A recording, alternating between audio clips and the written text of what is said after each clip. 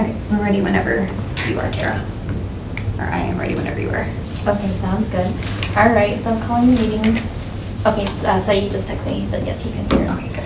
Calling the meeting. Today is Thursday, July 11th, 2024. The time is now 6:21. First things first, taking a roll call. If you're here, please, or if I call your name, please say here.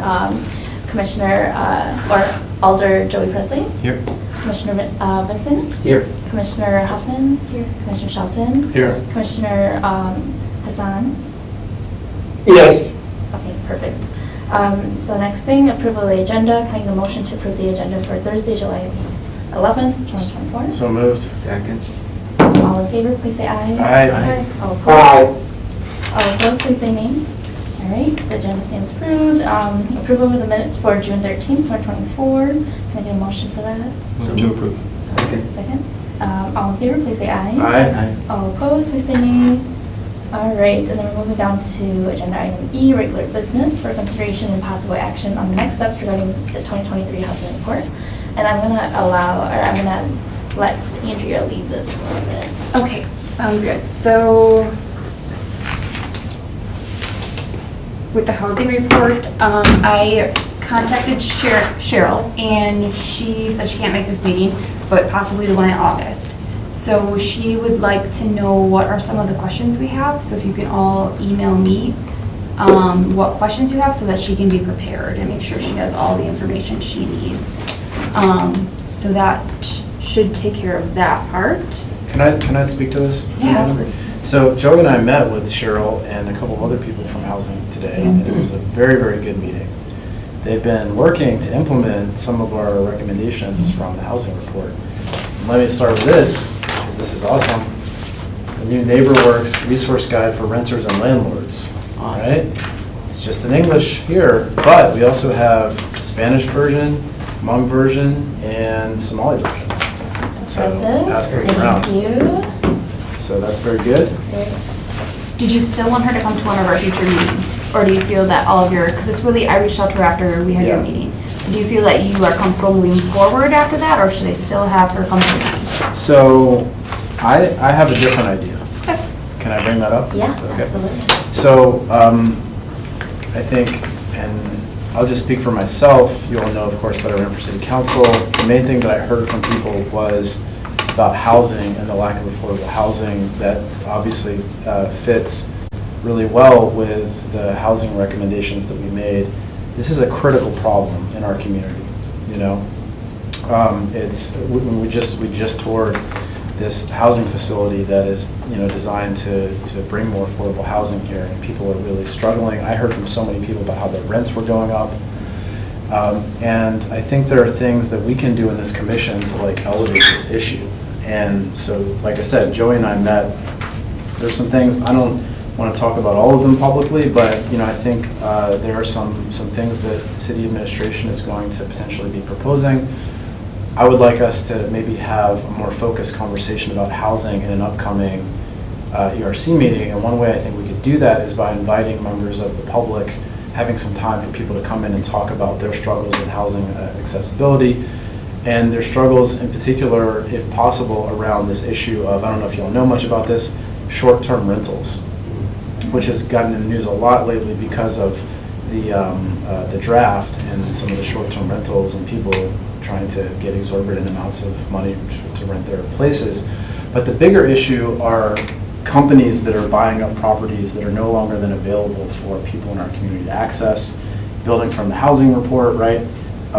You know, we know that impacts marginalized people, which is the charge of this commission, more than it does people who are not on the margins. So I think this is a thing that we should really be taking up. I would like us to start getting some information from people about sort of how they're struggling to access housing, but also thinking about some solutions that we can suggest to the city council around this, particularly around the issue of short-term rentals, which I don't think our council has really acted on at all. Do you know of anything that the council has done? I don't know. So I think there's some things that we can do. Yeah, I would like us to maybe devote some time at a future meeting. We can talk about whether that makes sense to be August or September, where we could invite people, but I think what we would need to do is actually go out into the community and like encourage some people that we know who are, and I already have a couple people in mind, but I would want to have other people reach out to have a few folks here to come in and talk to the ERC. Yeah, I absolutely like that idea. I think that there's a few things though, let's think about how to create a safe space for community members. A lot of people don't speak out because, they are afraid of retaliation, and they just have never had the chance, or what is it called? The opportunity? Yeah, opportunity to really speak up. And then third thing is, when we're talking to the community, it's important to really make sure we're talking to the members and not just the community leaders, because we did that with our housing report. We talked to a lot of the community leaders, but this time around, I really want to get into the details. I want to get trials from the actual members who are facing these issues. And then let's think about whether or not City Hall is a safe space for them to come, or where would be the best spot for them to speak to us freely, without fear of judgments.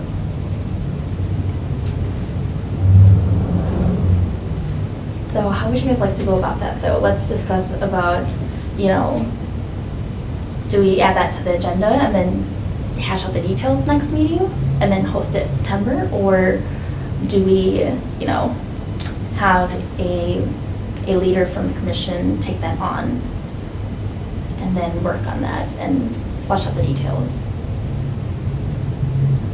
Do you have a preference? Nope. I'm open about it, so. I think we could add it to next meeting's Next meeting? agenda. Okay. Makes sense to me. Okay, so what I'm gonna ask everyone is to come prepared. Think about the audience members or the community members who you want to talk to. And then also, just because I know we're gonna get this backlash of, well, you're one-sided, you're only inviting one side, right? So think about those other issues as well. But yeah, let's come to the table with some ideas.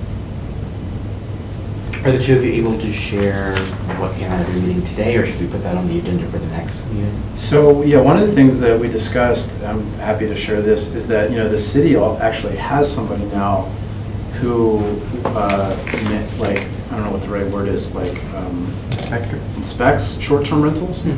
And so Cheryl Rinderwig told us that person, this is city commission, that person could come and speak. So that would be one person that I would want to have here for sure. That's great. So yeah, so they're tracking this. Some of the stuff they shared with, were just, there's a few things that like are kind of in the works that probably aren't ready to go public yet, but we kind of got a rundown on some of the, and so I don't know, maybe it would make sense to have somebody from the city come in too. This doesn't have to be like one meeting. We could kind of have the space for housing in a couple of meetings and open space up for people to talk to. So, I'll defer to y'all, but it was pretty interesting to hear how many different development projects the city is kind of working on. There's a lot of them.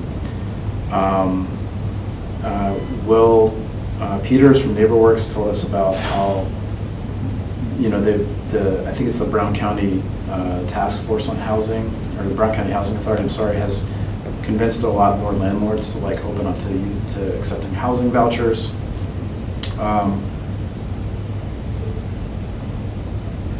So they're tracking short-term rentals, and then I think there's going to be some other things. I don't feel comfortable saying some of the things that they were telling us just because they haven't been vetted yet, but there are some other things kind of in the works.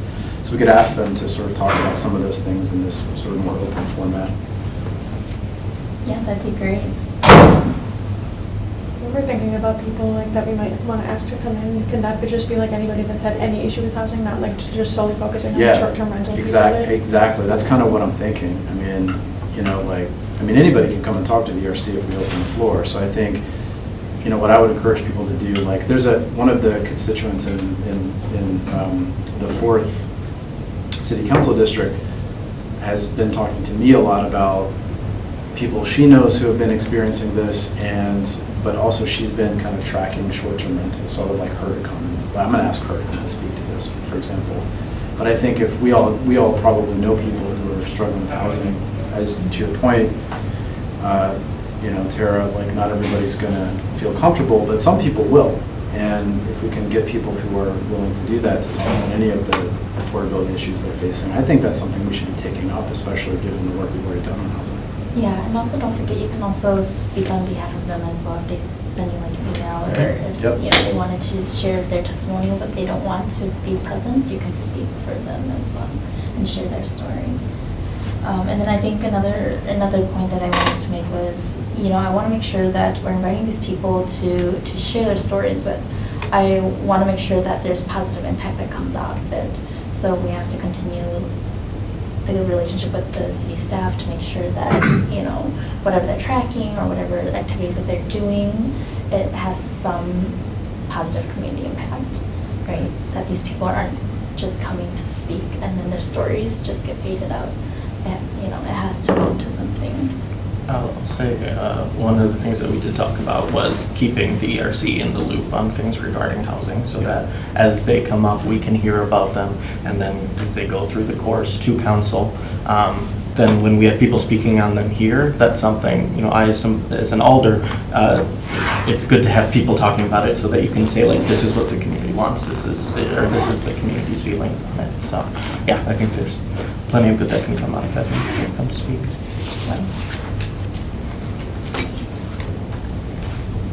All right, so then I see Andrea had another point here. Are there any other ideas on how the ERC can continue promoting more Green Bay housing initiatives? I just have that as a question Yeah. for all the commissioners. That's not me. Marcus is in the waiting room, by the way. Oh, good, thank you. I need to pay attention. And then just for note keeping, I just wanted to make a note that Commissioner Greeno is here with us as well. Thank you. All right, do we have any other discussions? Commissioners who are joining us virtually, do you guys have any other discussions on the housing topic?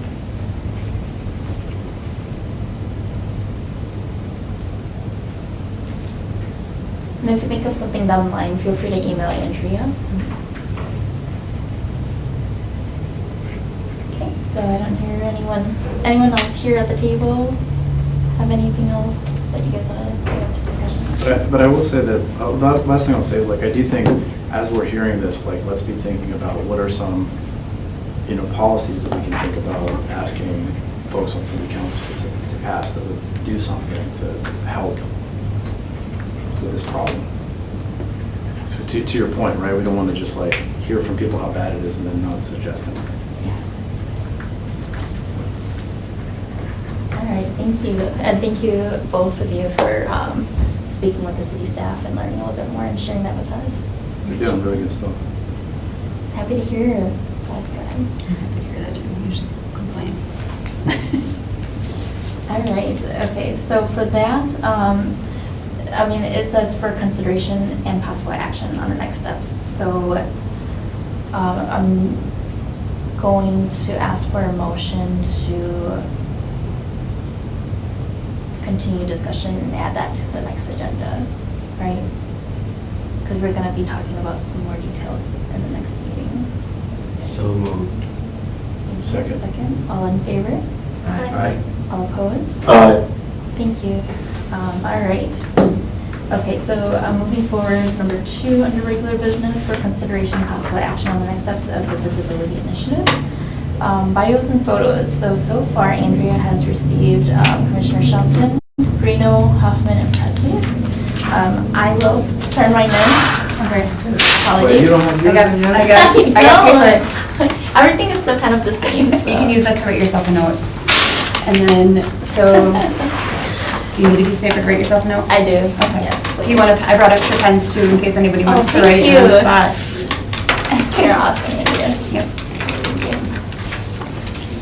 Just hold it. Are we doing photos too? Oh, okay. Yeah, photos too, yeah.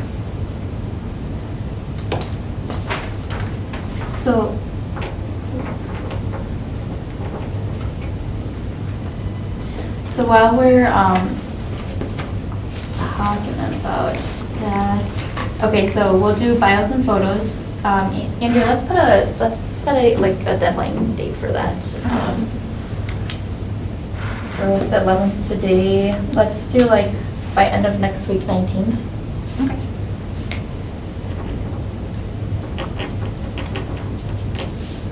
Okay. Open house. So this was an idea that we brought up earlier during one of the ERC meetings when we first began. But what we thought would be nice would be to kind of have an open house, possibly around the time that the ERC started, just to welcome the public and just to share a little bit more about who we are and to let people know that we exist. So the first meeting here, Andrea looked it up, it was August 16th, so it'd be next month. And then, but I mean, we can host an open house anytime, during the fall time, whatever fits our schedule best. So it'd be like a celebration and promotion of the ERC, and yeah, so what is everyone's thoughts on that? We could either host it like as a separate event, or we could host it as a meeting. Does that make sense? Who do you anticipate coming to this? Anyone we invite, so community partners, our networks, alders, community members, anyone who is affected by the equal rights ordinance, so the public. But, I really want community members to come, not just community leaders. So that's my goal, but we don't have to do it. It's just an idea.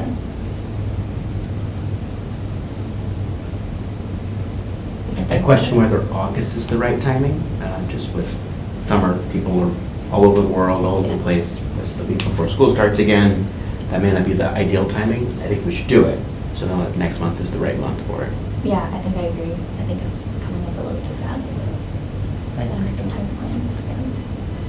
I'm just trying to weigh in my head of would it make more sense to have an open house as a part of something that we already have, like a meeting? Would it make more sense to have that as a part of that, just because that's something that's already on the schedule? I feel like an extra event might be harder to bring people out to, just because it's one extra thing on top of the meetings that we already have every month. So maybe tying it in with a meeting could be useful. I'm not sure how people are feeling about that. Yeah, that makes sense. Would it be, it would be instead of a meeting, we won't expect people to come and watch us meet, right? No. But we could tie it in with any, national holiday that's coming up or whatnot. I kind of want to do a proclamation, Maybe it should be separate then. Maybe good point, people. At the last meeting, we talked about tying it to the anniversary of the creation of the commission. Did we figure out what that date was? August 16th. Oh, that is the date? Yeah. Oh, okay. It's coming quick. Got it. And then I already have housing stuff for next meeting, so we don't want to cancel August meeting because we already did. Yeah. Maybe we could push that back to September if we wanted to. I'm not saying we should, I'm just saying we could do that. I think somebody would just have to make a motion. I feel like if we're going to have an open house type thing, tying it in with the anniversary of the Equal Rights Commission is, I think it should be tied in with a different holiday, something that people are aware of and would associate with it and could be branded that, because not that many people know about Equal Rights Commission, unfortunately. Which is why we're doing this, but. It's far away, but we could do MLK Day. That was also the day that we put out the housing report. Yeah, absolutely. I think it's a great idea. Yeah.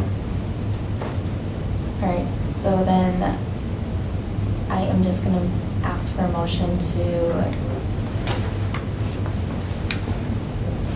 table that. Maybe we could do it at the community space of that place we just toured. Oh, That's a that's a really good good idea. idea. We could invite all the people who live there. They could probably put something out to all the residents in that building once they're full. Yeah.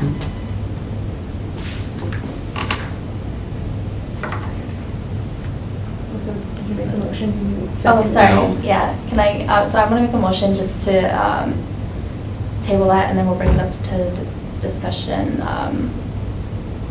September. So moved. Second. All in favor, please say aye. Aye.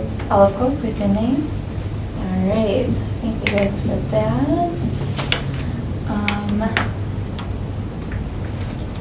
And then, okay, so I am going to move into chair updates. Andrew, I know you have some notes here. I'm just gonna add that into my chair update here. Good. All right, again, thinking about events and proclamations and the visibility initiative. Continue to think about how you can incorporate yourself into the community and educate them about the ERC. And then we do have an ERC email address now. It's erc@greenbay.wisconsin or wi.gov. So I'll have Andrea email that out to everyone. I believe that's going to go to Andrea. Yes, Joe and I have access to that email. You have to be a city employee to have access. So we decided that Joe and I should have it, and then I will send it to all the commissioners. And then if you want a response from the ERC, just send me what you want to type into it, and I'll copy and paste it from the ERC. That way you don't, community members aren't, emailing you out your job or whatever email you're using. So we can keep it all within the ERC email. I check it every day. It's right in my Outlook. Yeah, and then I think Andrea, Joe, and I will sit down and talk about like the chain of communication, just so that it's more efficient. But that's what we're going to go with for now. Is that process consistent with how the other commissions operate? I don't think they have emails. Oh. Yep, we started something. All right, new. Yep.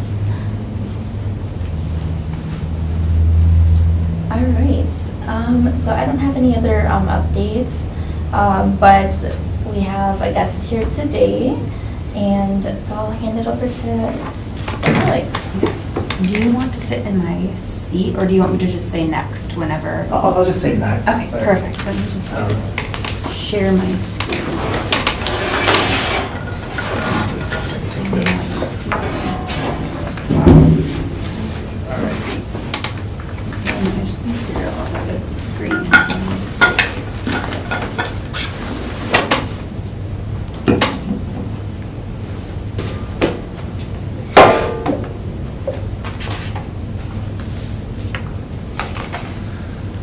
All right, so my name is Alex Galt. I've met some of you, not all of you, but I was recently hired by the City of Green Bay to be the Clean Energy Connector.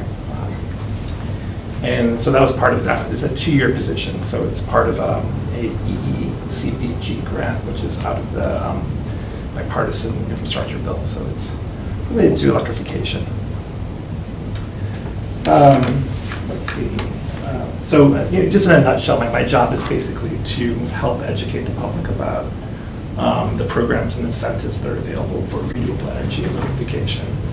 And there's a special responsibility within that that's attached to all of the grant funding and the infrastructure, the Inflation Reduction Act money and so forth. There's a Justice 40 component to that. So it's like my focus really is like in large part on lower middle income parts of the community.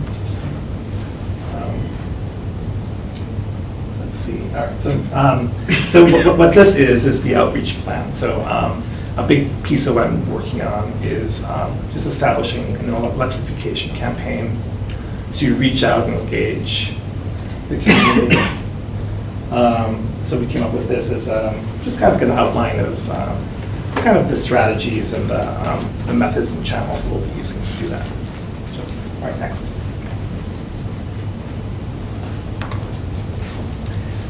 One thing I'll just point out at the outset is this is not the first electrification campaign. Believe it or not, almost a century ago, we had to go out and convince people in rural America that electricity was good for them. So I just think it's interesting that, there's like a long history of needing to talk to people about technological change. And when I came up with these, when I found these posters, for example, I found it really interesting that in the 1930s they were using some of the same kind of ideas about how to talk to people, start talking about social proof and things like that. So there is a history to this. All right, so what's next? Purpose and scope. I'm going to gloss over a lot of this. This was my second ever PowerPoint presentation. I went to college prior to PowerPoint, and then I worked in restaurants and small businesses, and we never bothered. So I've learned that I shouldn't be so wordy. So that's the point of this slide at this point. So basically, the scope of this document is what I just said. It's to outline the communication goals, strategies, objectives, identify and outreach engagement methods and channels, identify roles and responsibilities, outline the narratives and language. All right, so if you can go to the next one.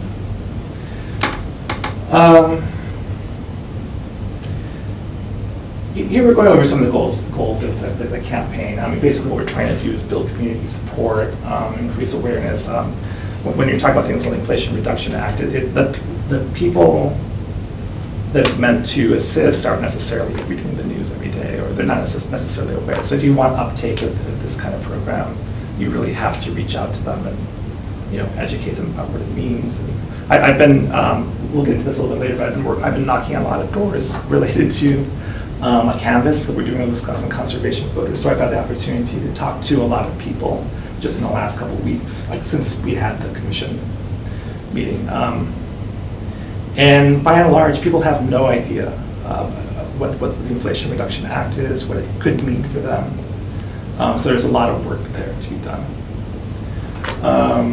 So in terms of strategies, I'll be working with community organizations and businesses. I've already begun reaching out to a lot. I've been having a lot of meetings. We will be talking about the successes, and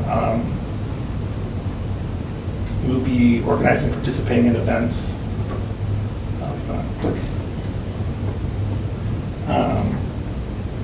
All right, so these are the objectives. These sort of describe, I was thinking these in terms of parts of speech. These sort of describe how we're going to do the things that we're going to do.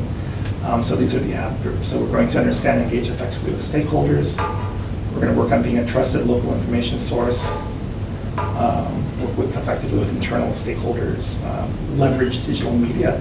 One thing that has become very apparent to me is I have a very small budget.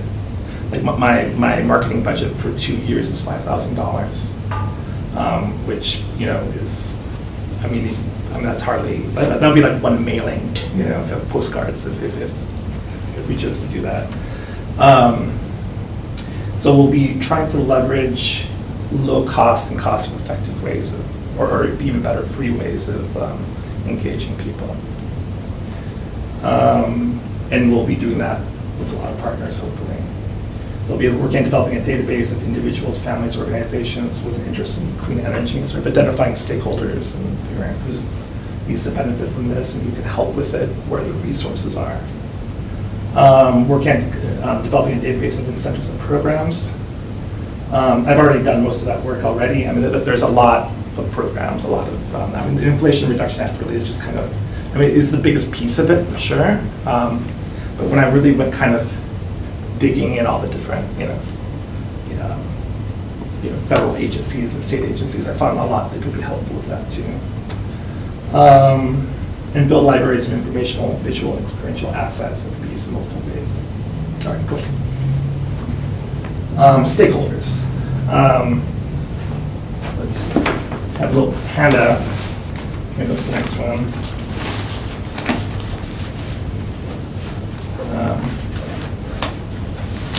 Well, pass those around.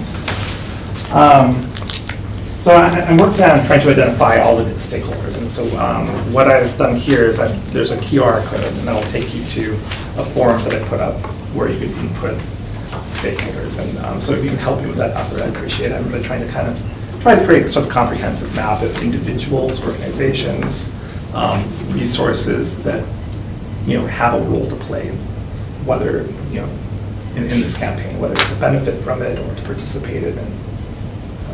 All right, click. And here we've begun to identify some of kind of the low-hanging fruit, the ones that are come fluidly to the Yeah, so we have leadership, these are the internal stakeholders. We have leadership, city staff, and then the city commissions. We've identified Sustainability Commission, Equal Rights Commission as important players in this. If you want to move on.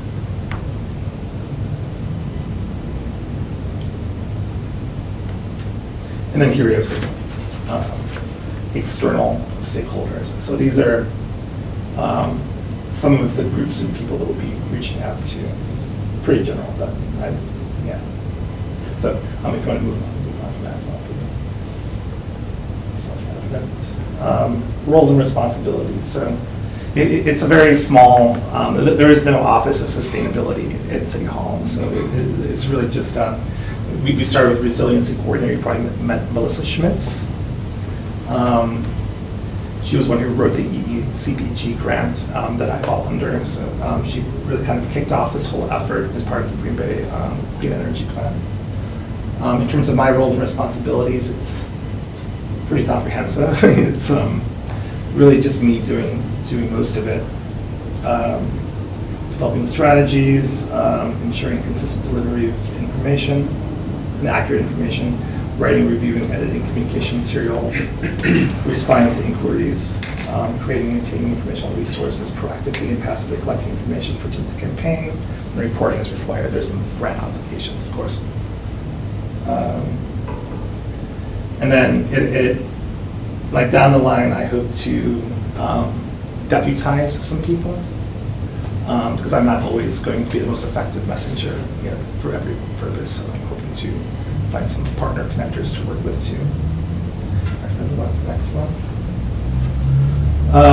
I made just a little list of things that I'll need to follow through on these roles and responsibilities. Involve leadership. It's very important to me. I don't want to feel like I'm siloed. I want to have access to the bigger picture and what's going on. Deliver and receiver alignment.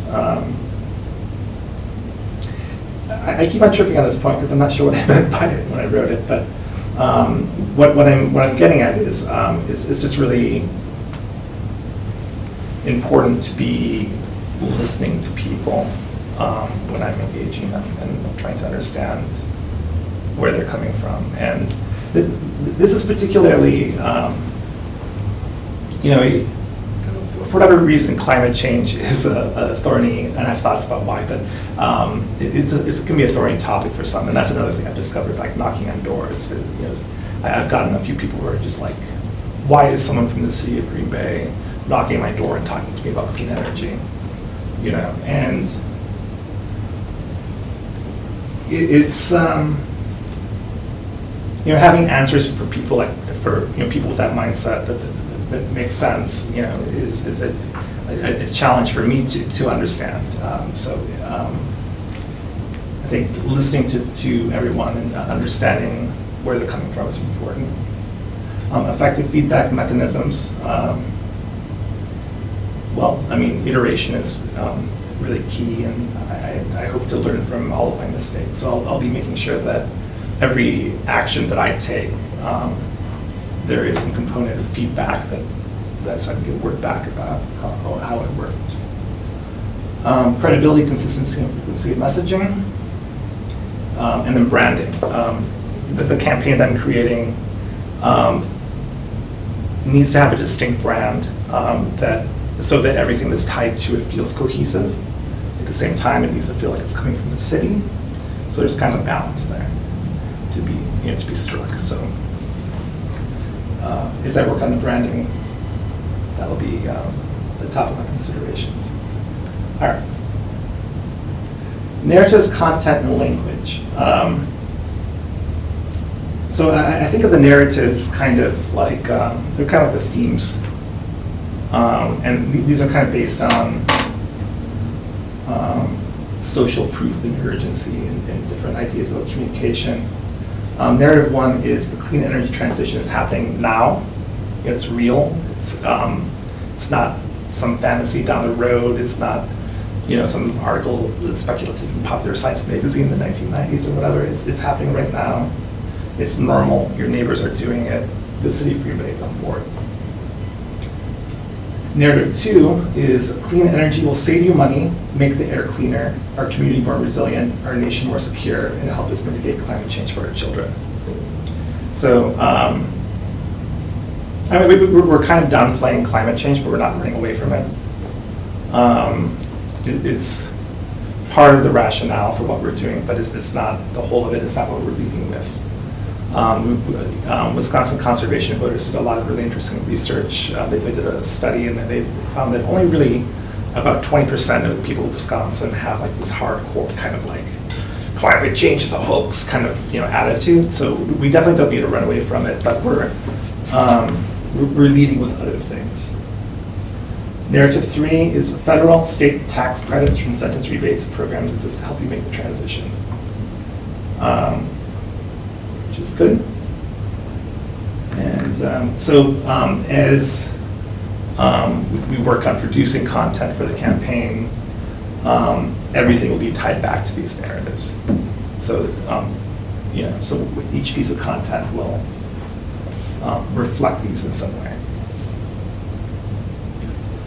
All right, next. These are just some some notes about content. We'll work on maintaining a very high quality, especially in accessibility.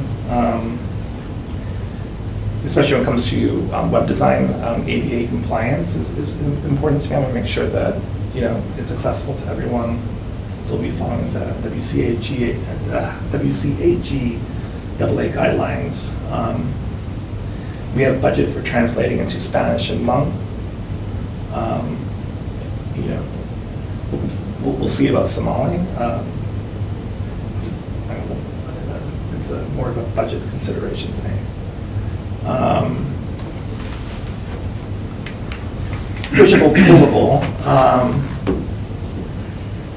Content can take two forms in an outreach campaign. You have pullable information, which would just be kind of static on a website, something that you can go to the website and pull down from the cloud, I guess.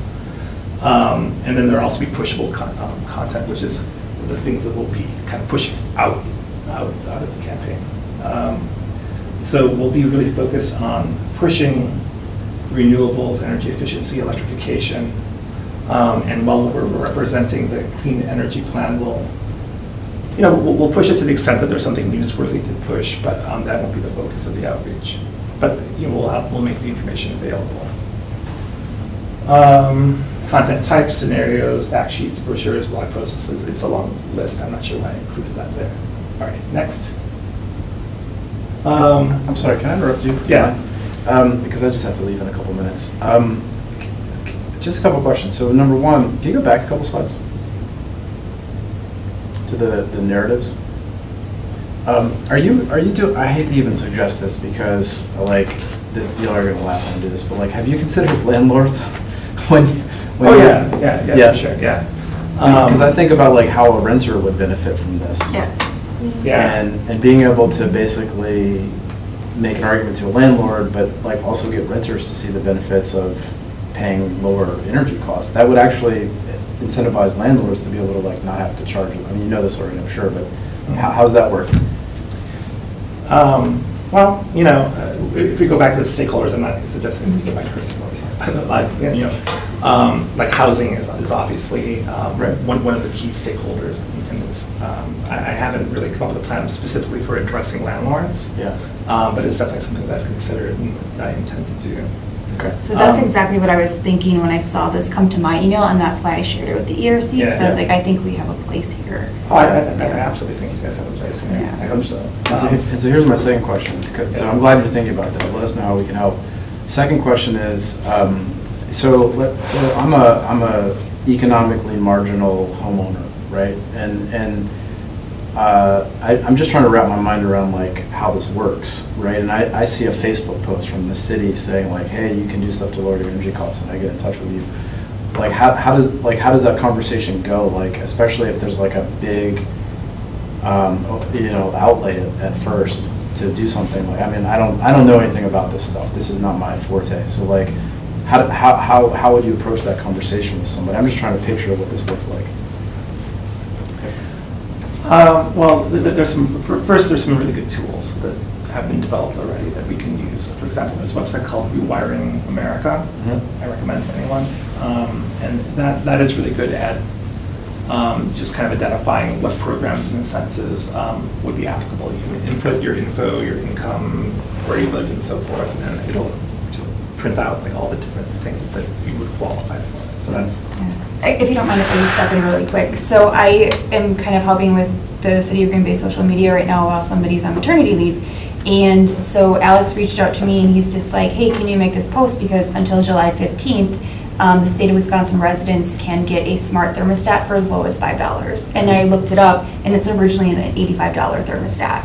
So there's an instant rebate on it, plus there's a $10 rebate. So you pay $15 up front and then you get $10 back. But even $15 is reasonable for an $85 thermostat. Personally, I use a smart thermostat and I've seen the change in my electricity and heat bill. So that's the first thing that I've seen so far come out of this is just that social media post of, hey, Wisconsin residents, you have till July 15th, so there's 4 more days. I recommend everyone looks at it if you don't already have a smart thermostat because you can't beat $5. No, it's a really good deal. Yeah, and that's where I thought right away too. I'm like, landlords should be doing this in their rentals. And like, I just had all these things come to my mind, and then I'm like, who is this targeting? So I was so happy when you sent me that, 'cause I'm like, okay, we've got it in multiple languages, and we're gonna, but that's where I thought, that's why I emailed the ERC, because I'm like, I feel like you all could work with this. And so if somebody contacts you, you can, like, I don't even know, like, do you have the capacity to, like, walk them through how to do that? Is that, yeah, okay. Yeah, no, like right now, for example, that Wisconsin Conservation Voters Canvas is going on. They're knocking on doors throughout the entire city, I think tens of thousands of doors. And every single piece of literature they're dropping in Green Bay has my email address on it. Oh, okay. Yeah. So I'm trying to make myself as accessible as possible. My phone number and email address will be all over all the literature. Okay. Everything, yeah. So you're talking about reaching people like at a granular level. Somebody's like, how do I get a smart thermostat? They can like literally talk to you. You can be like, all right, here's how you go about it. Oh yeah, I will walk them through it. And I'm doing a lot. I mean, we haven't got into methods and channels, but I mean, for example, I'm meeting with all the neighborhood associations and talking to all of the presidents, and Cool. I'll be working on, probably more towards fall, I'll be working on setting up meetings in every single neighborhood, starting with the ones that are, deemed disadvantaged communities. So I have to start with those and then work out. I think I've thought a lot at this point. But like suggestions are always great because, you just don't know what you haven't thought of yet. So, Yeah. Cool. yeah. Okay, all right. Well-grounded, reasoned language based in science. This is the one that Joey objected to last time because he had a good point, which is that science is not always the best language to use in this partisan age. And I've actually given that a lot of thought, Joey, and I've been doing a little research on some really good practices in communicating about climate change and clean energy, and so I would amend that at this point. I just haven't gotten around to it on this PowerPoint because I honestly I didn't know I'd be ever using this PowerPoint again before yesterday. So, but what it comes down to is what's been demonstrated at this point is that it's not the facts that matter so much as how you frame the facts. Like the framing is much more important, and the way that works in communication is you would have the front framing and the back framing, and you would have to adjust that framing for your audience, but you look for things that unify you in terms of values. In Green Bay, that's often could be things like camping and conservation and things like that. But I'll be looking for ways to find a common language and then kind of wrapping the message within that. And that's probably a better approach than just pure science. So, and I arrived at that by conducting ongoing research and best practices in public outreach and talks. So, Yeah, all right, next please. Guiding principles. This is really just to myself, really. Individuals and organizations will be engaged through the preferred method. By that I mean,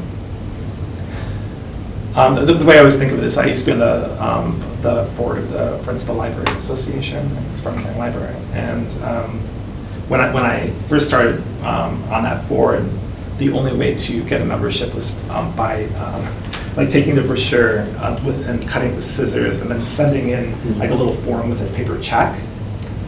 And I proposed that we, allow people to join online. So, and I got pushback on that because people were like, well, the people who are members, they really like the checks, and but they're all in their 70s,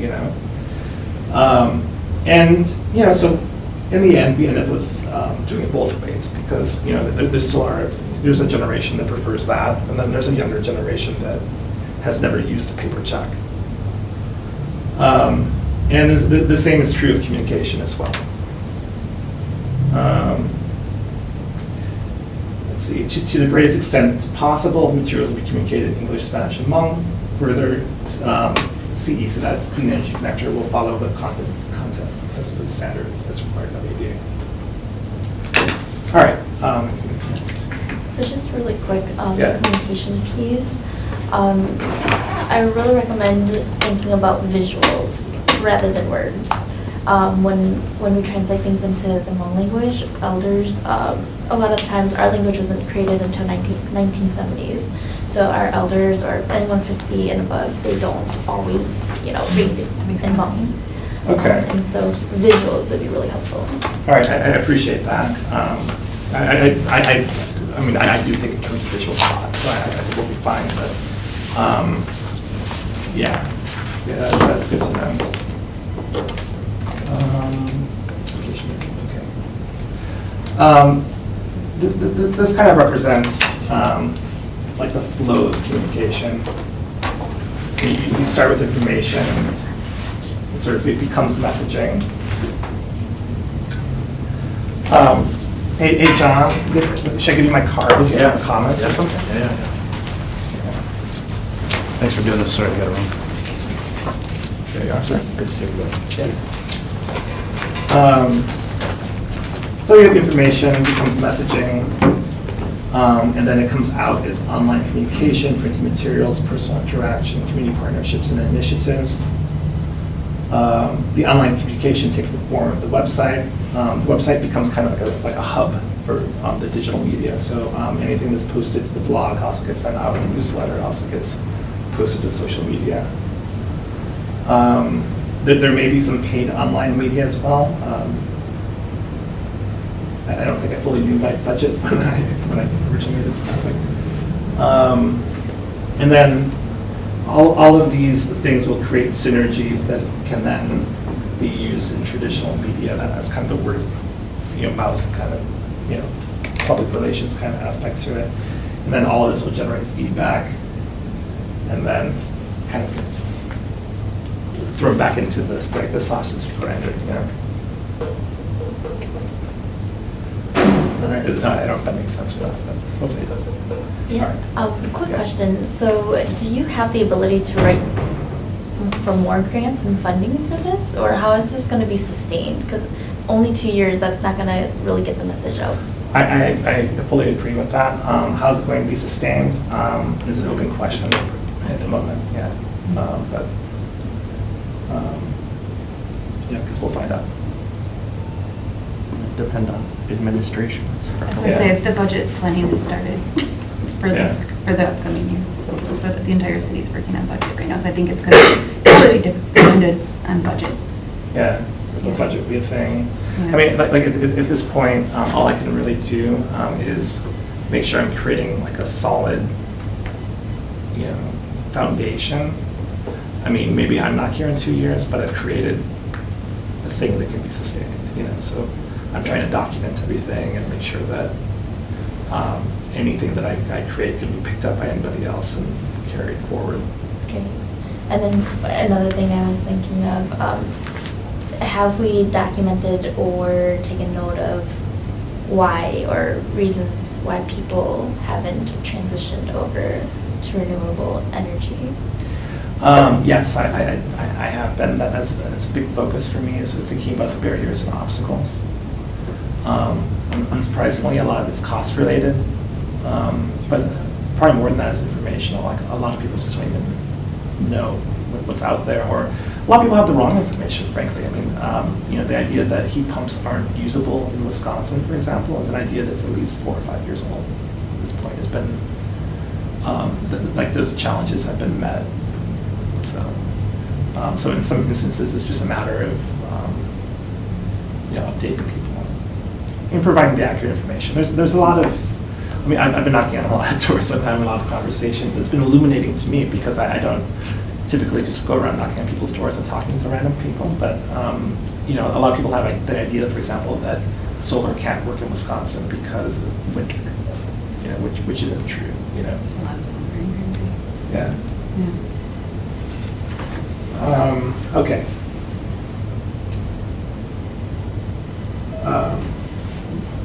This might be a little more granular than was really even necessary, but what I'm doing is creating a website that is database driven, so like all the different information about different programs and incentives and so forth, it's all searchable and filterable. All of the paper data sheets and fact sheets are tied to that same database, so you can make one little correction somewhere and populates like through the whole stream of information. So that's great.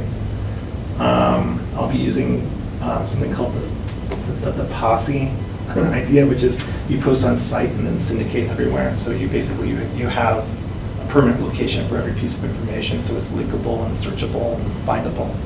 But then you're also spitting it out into the social media. To the extent I have access to social media, I still haven't had that conversation with Shelby because she's been gone for. Right, yeah, I'm Yeah. sure it should be fine. Yeah, I've been meeting with her next week when she's back. When she's and back. I've been like, I've got like a list. Like I may have to have two. In the meetings with meantime, her. let me know if you need help with anything, with social media or anything like that. Oh, I'm not ready for that. I Okay, sounds good. I jumped the gun on that because Because the date. because of the date. Yeah. But when it comes to the website, that's definitely Mhm. Shelby's world. So. Yes, for sure. All right, on please. This just kind of shows a little bit what I have in mind through the end of the year. There isn't an exact date set for the rollout for the rebate plan. Okay, I'll back up a little bit. Basically, the way from the rebates for the IRA, the way they work is that every state is in charge of implementing it for that state. And Focus on Energy is the partner for the DOE that will be doing it here in the state of Wisconsin. And that they are planning on rolling out the rebates sometime in the late August, early September area. There's no set date.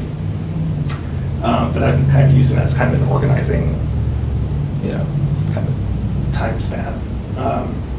So I'm working on like a lot of the development work here in July and August. So branding, website, that kind of thing. I've been working on a lot of just preliminary sort of thinking about how to put all this stuff together.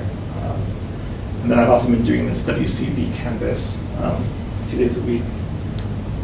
And then as we move into September, then that becomes the more sort of active like distribution of information kind of time. Because right now it's a little bit tentative, like rebates are coming in, like end of August, but by the time, the August, September transition, I can point to actual websites. What are the rebates? I'm sorry. Okay, it's an enormous, it's the single biggest investment. It's like $8 billion worth of rebates that people can use to electrify their homes in different Okay. ways. So, for example, the money is available for weatherization projects. It's available for replacing your furnace with a heat pump, or installing electric stoves, upgrading your service for electrical. There's a very long list of different applicable Is that projects. at the federal level, it's about $8 billion? Yeah. Okay. Yeah, so it gets apportioned to the states. I think Wisconsin has like about 150 million-ish. Focus on Energy expects that money to be used up within about 4 years, Yeah, I think so. which is kind of upsetting because it's meant to be a 10-year plan. Okay. In all likelihood, it won't be. I guess we'll see. So that's kind of like announced. That is like the big thing that's changing this summer. Okay. So that's kind of the focus right now. All right, if we move along. And of course, evaluation, iteration. I want to be effective, so I want to find ways to make sure that I am tracking everything and all the information I need to learn from what I'm doing and learn what works and what doesn't work. And hopefully by the end of the 2 years, we'll know a lot more. All right, so I think that That was it, that's concludes the presentation. Yep.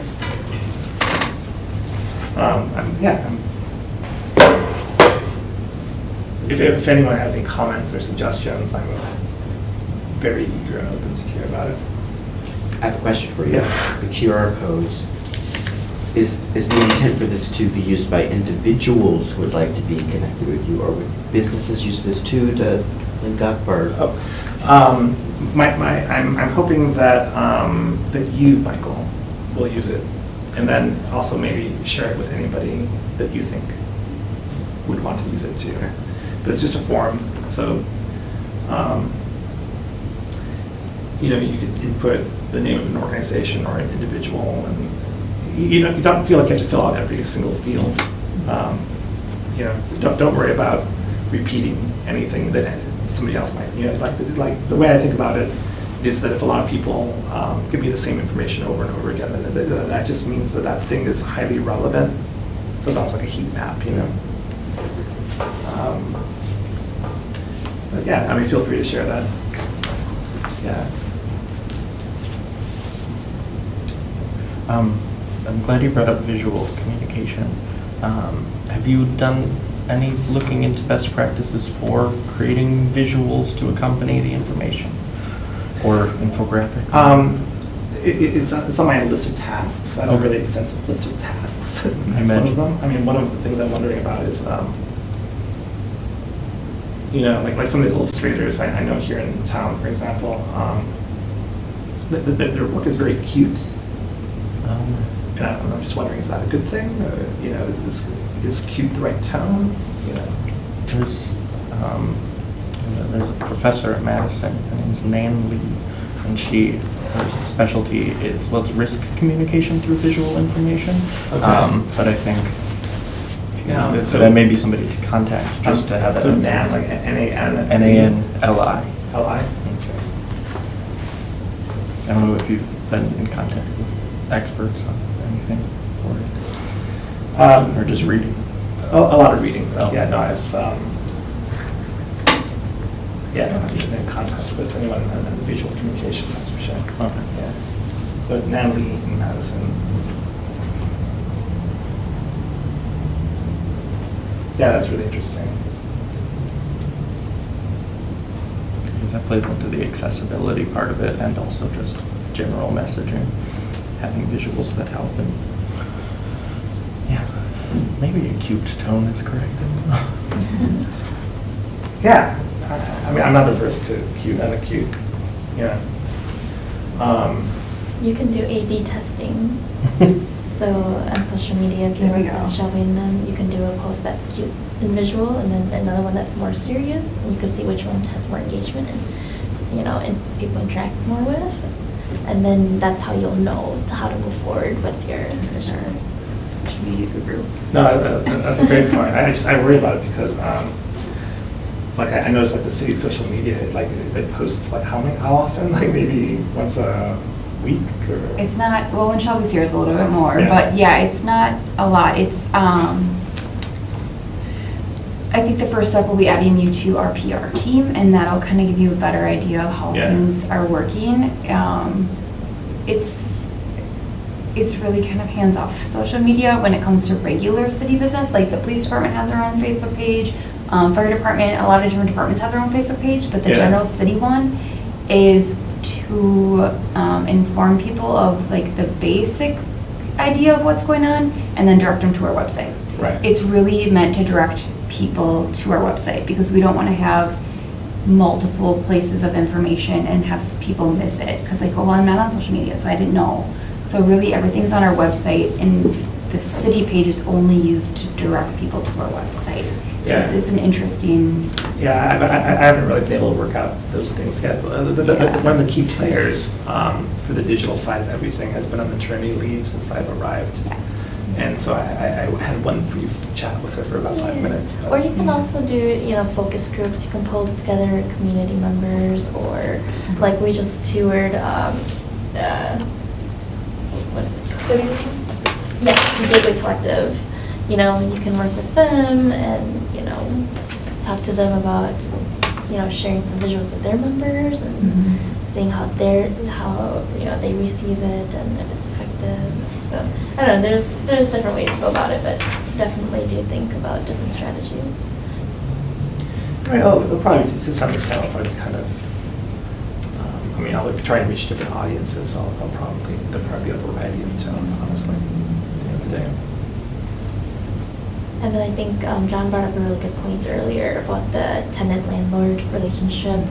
I think it would be really good for you guys to connect on that and just share a little bit more of the ideas that he has. Yeah, I'd like that. I mean, I've met with NeighborWorks, and that might be one place where that could be addressed. Yeah. But I'm sure there are probably other channels too. But yeah. Anyway, hopefully you all have my email address if not, distribute cards so that. Let's see. Yeah. Thank you. I think Joel, you already have them. I do, yes.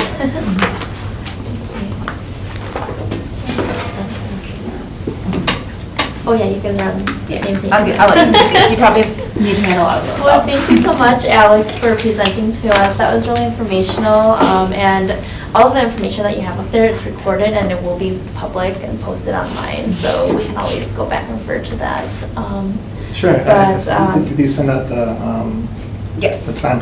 Like- Yep. Yeah, okay. Yep, and I attached it to the agenda so public could see it as well, so it's open for Yeah. everyone, yeah. Yeah, 'cause there's more detail there too. Awesome, thank you. We appreciate your time tonight. All right, thank you. Thank you, guys. Thank you so much, Alex. And Does it anyone was- have I'm any glad I last- came because it gave me a better sense of what this committee is about. Yes, so, that's what I figured as well. Yeah. How was your second PowerPoint presentation? Yeah, this information, but was it better than the first? I think so. All right. Yeah. There we go. It's an iteration. That's Yeah, so thank you again, Alex. Does anyone else have any last comments or questions for Alex before we adjourn? No? Anyone online, virtually, do you guys have anything to add to the conversation? We all receive business cards here, but I'll make sure Andrea also emails out Alex's information if you guys want to reach out to him. Yeah, other than that, we're at the end of the agenda here, so I'm just going to ask for a motion to adjourn. I move to adjourn. Second? Second. All right, all in favor, please say aye. Aye. All Aye. opposed? Thank you. All opposed, please say nay. All right, we are adjourned at 7:25. Recording stopped.